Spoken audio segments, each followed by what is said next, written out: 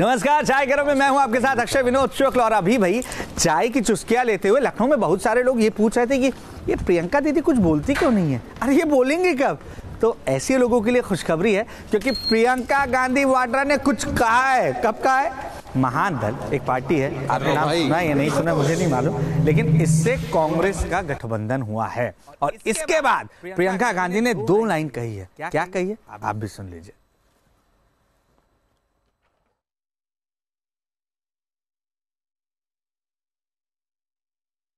जिसमें सब वर्गों सब समुदायों का प्रतिनिधित्व हो और उसी के प्रति ये एक प्रयास है।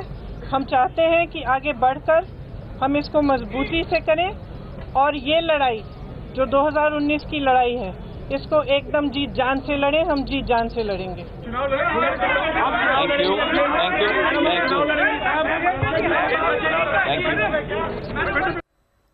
भाई आज प्रियंका गांधी ने बोलने में इतना वक्त क्यों लिया है ये कई लोग नहीं समझ पाए, लेकिन आज सदन में जो कुछ हुआ चाय की चुस्कियों के साथ लोग ये भी समझने की कोशिश कर रहे हैं ऐसा क्यों हुआ है। क्योंकि आज एक ऐसे नेताजी थे जो बड़े मुलायम से साबित हुए और कहा कि हमारे दिमाग से हमें लग रहा है कि हमें जो है मोदी जी को हम 2019 में जो है एक बार प्रधानमंत्री बनाना है।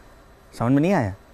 अखिलेश यादव भी नहीं समझ पा रहे कि आखिर हुआ क्या जो नेताजी को सदन में खड़े होकर यह कहना पड़ गया कि मुझे तो लगता है कि मोदी जी को एक बार फिर से 2019 में प्रधानमंत्री बनना चाहिए। क्या कुछ कहा है और उसके क्या मायने, आप भी लीजिए चाय की चुस्कियों के साथ उसका मजा। तो मैं चाहता हूं, मेरी कामना है कि जितने माननीय सदस्य हैं दोबारा फिर जीत गया, ये हमारी इच्छा है। तो ये और तो ये भी चाहता हूँ, हम लोग इसका इतना बहुमत नहीं आ सकते हैं, प्रधानमंत्री जी आप फिर बने प्रधानमंत्री। तो आपने सुना मुलायम बोल, ये अल्फाज सुनकर प्रधानमंत्री नरेंद्र मोदी जरूर खुश हो गए होंगे, लेकिन मुलायम सिंह यादव की ये बातें खुद उनकी पार्टी के लोगों और तमाम विपक्षी नेताओं को नश्तर की तरह चुभ रही होंगी। 16वीं लोकसभा की अंतिम बैठक में समाजवादी पार्टी के संरक्षक मुलायम सिंह यादव ने कहा कि मेरी कामना है कि नरेंद्र मोदी फिर से प्रधानमंत्री बने। इस दौरान उन्होंने विपक्ष की ओर इशारा करते हुए कहा कि हम लोग तो इतना बहुमत ही नहीं ला सकते। मुलायम का ये कहना एनडीए के सदस्यों के लिए मेजें थपथपाने के लिए काफी था। अभी एक दिन पहले ही मुलायम सिंह यादव के बेटे अखिलेश यादव ने बीजेपी के खिलाफ मोर्चा खोला था। अब मुलायम के इस बयान ने अखिलेश के वार की धार को कुंद कर दिया है।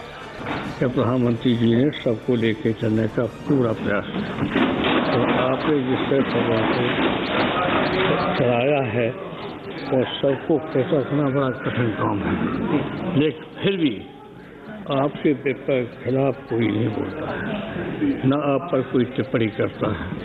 इसे विशेषकर बधाई और धन्यवाद आपको देता हूँ। तो मैं चाहता हूँ, मेरी कामना है कि जितने माननीय सदस्य हैं दोबारा फिर जीत गया, ये हमारी इच्छा है। और तो ये भी चाहता हूँ, हम लोग इसका इतना बहुमत नहीं आ सकते हैं, प्रधानमंत्री जी आप फिर बने प्रधानमंत्री। चुनाव में जनता इंतजार कर रही है इन तमाम लोगों की जिन्होंने शपथें ली हुई हैं। दो शपथ लेने वालों का इंतजार जनता कर रही है। जनता केवल तारीख का इंतजार कर रही है, वो मन बना चुकी है उसे क्या करना है।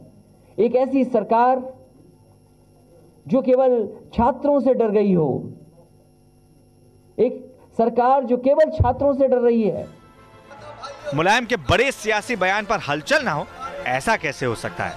राफेल के साथ मोदी के खिलाफ रण में उतरे राहुल गांधी ने मुलायम के बयान से एक झटके में ही किनारा कर लिया।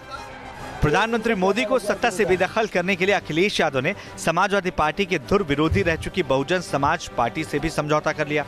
अखिलेश यादव मायावती के साथ मिलकर बीजेपी को शिकस्त देना चाहते हैं, लेकिन उनके पिता तो मोदी को दोबारा पीएम बनाने की बात कर रहे हैं।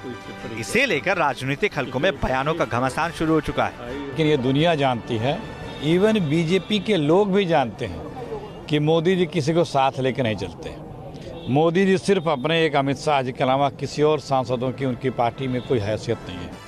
जाहिर है एक तरफ विपक्ष जोर शोर से मोदी के खिलाफ रणनीति बनाने में जुटा है, महागठबंधन के जरिए मोदी को मात देने का मंसूबा बनाया जा रहा है। लेकिन मुलायम सिंह यादव का बयान विपक्षी एकता की दीवार में दरार की तरह देखा जा सकता है। रविकांत राय, न्यूज नेशन, दिल्ली। भाई 2019 लोकसभा में किसकी बारात निकलती, कौन दूल्हा बनता है, ये तो वक्त बताएगा। लेकिन हाँ, मध्य प्रदेश में जो पूर्व मुख्यमंत्री हैं, जो सबके मामा कहलाते थे, शिवराज सिंह चौहान, भाई वो जनसंपर्क में बड़ी तेजी से लगे हुए हैं। एक शादी चल रही थी, वहां पर अपने भांजे को आशीर्वाद देने के लिए पहुंच गए। अब वहां पर पहुंचने के बाद नजारा बहुत खास था। क्यों खास था, ये तमाम चीजें आपको इस रिपोर्ट में हम दिखाते हैं। मध्य प्रदेश में मामा के नाम से मशहूर शिवराज सिंह चौहान भले ही अब मुख्यमंत्री ना रहे हों, भले ही अब उनके पास सत्ता नहीं है, लेकिन अभी भी मामा का भांजों से प्यार कम नहीं हुआ है। सोशल मीडिया पर वायरल हो रहे वीडियो से इस बात की तस्दीक की जा सकती है। वीडियो में शिवराज एक बारात में दिखाई दे रहे हैं, जहां उन्होंने दूल्हे को आशीर्वाद दिया। दरअसल शिवराज सिंह चौहान बारात में अचानक ही पहुंच गए। हुआ यूं कि शिवराज इंदौर से भोपाल लौट रहे थे, तभी उन्हें एक बारात जाती दिखाई दी। किसी ने पूर्व सीएम को बताया कि दूल्हे के हाथ में एक अनोखी डिजाइन की मेहंदी लगी है, जिसमें उसने मोदी अगेन 2019 लिखवा रखा है। इसके बाद शिवराज अपनी कार से उतरकर दूल्हे से मिलने पहुंच गए। शिवराज सिंह चौहान ने इस दूल्हे के साथ अपनी फोटो ट्विटर पर शेयर भी की और दूल्हे को नए सफर के लिए शुभकामनाएं दी। मामा के इस अंदाज को उनके शुभचिंतक सोशल मीडिया पर खूब शेयर कर रहे हैं। Team news nation. भाई मुझे आज ऐसा लग रहा है कि लालू प्रसाद यादव भी कह रहे होंगे, ये हमारा तजवा क्या करता है, कभी भी कुछ कर जाता है। और ऐसा इसलिए क्योंकि आज बिहार विधानसभा का जो परिसर है, वहां पर तेज प्रताप ने एक नियम तोड़ दिया। नियम कैसे तोड़ा? 2 ऐसे निजी बॉडीगार्ड लेकर पहुंच गए जिनको तो अंदर घुसने की अनुमति नहीं थी। अब ये तो अपरंपार लीला है तेज प्रताप की, जो कभी कृष्ण बनते हैं, कभी कुछ और बनते हैं। और आज जब वो नियम तोड़ते पकड़ा गए, तब भी उन्होंने कैसे अपना बचाव किया है, ये भी आपको दिखाते हैं। बिहार विधानसभा की सुरक्षा में बड़ी चूक। लालू के बेटे निजी बाउंसर के साथ विधानसभा परिसर में पहुंचे। क्या असेंबली कैंपस में तेज प्रताप की निजी बाउंसर के पास थी पिस्टल? ये तस्वीर बिहार विधानसभा की है। विधानसभा को सबसे सुरक्षित स्थानों में शुमार किया जाता है। यहाँ सिक्योरिटी इतनी चुस्त और दुरुस्त रहती है कि परिंदा भी पर नहीं मार सकते। लेकिन खबर है कि तेज प्रताप यादव अपने 2 निजी सुरक्षा कर्मियों के साथ विधानसभा परिसर में पहुंच गए थे।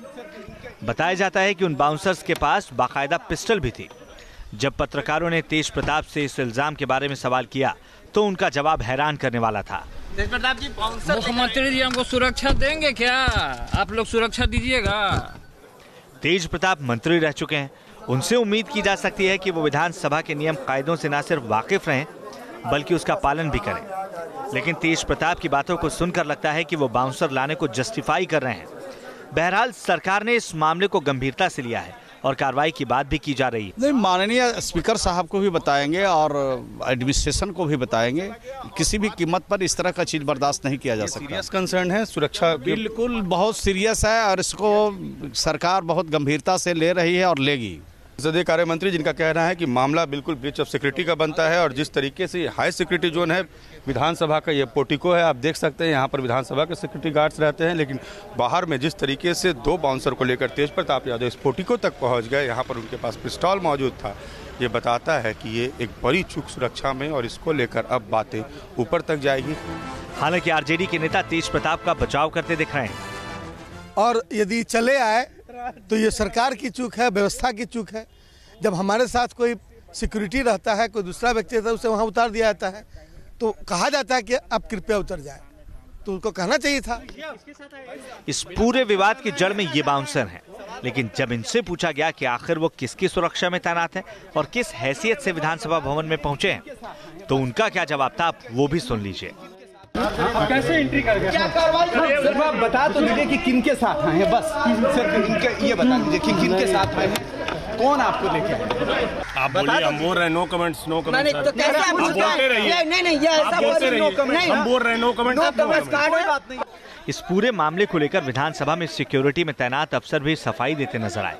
मेरे बिल्डिंग के अंदर नहीं आए हैं, अगर अंदर आए हो तो बताइए, वो गेट वाले से जाकर आप पूछिए। सर गेट वाले की जिम्मेदारी जिम्मेदारी है, हम चौकस हैं।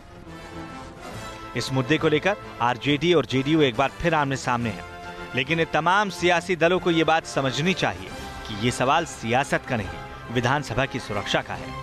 हिफाजत रहेगी तो सियासत भी होती रहेगी।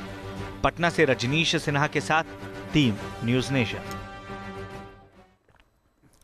भाई मेरी चाय तो खत्म होने को आ गई है, लेकिन एक चीज मैं समझने की कोशिश कर रहा हूं कि कांग्रेस अभी कितना खुश हुई होगी, क्योंकि उत्तर प्रदेश के भीतर कांग्रेस को कम से कम चाय पीने के लिए एक पार्टनर तो मिल ही गया है, क्योंकि महान दल से कांग्रेस ने फिर से गठबंधन कर लिया है। 2014 में भी महान दल से कांग्रेस का गठबंधन हुआ था और प्रियंका गांधी वाड्रा ने कहा है कि हम तो जी जान से लड़ेंगे 2019 में। क्या कहा है प्रियंका गांधी वाड्रा ने, आप सुन लीजिए। राहुल जी ने हमें लक्ष्य दिया है कि एक ऐसी राजनीति का हम यहाँ पे निर्माण करें जिसमें सब भागीदार हो, जिसमें सब वर्गों, सब समुदायों का प्रतिनिधित्व हो, और उसी के प्रति ये एक प्रयास है। हम चाहते हैं कि आगे बढ़कर हम इसको मजबूती से करें और ये लड़ाई जो 2019 की लड़ाई है इसको एकदम जी जान से लड़ें। हम जी जान से लड़ेंगे। भाई मेरी चाय खत्म हो गई और शो भी खत्म हो चुका है। कल फिर आपसे मिलेंगे नए खबरों के साथ, नए मसाले के साथ और नई चाय की चुस्कियों के साथ। तब तक आप लगातार रहिए न्यूज़ नेशन के साथ।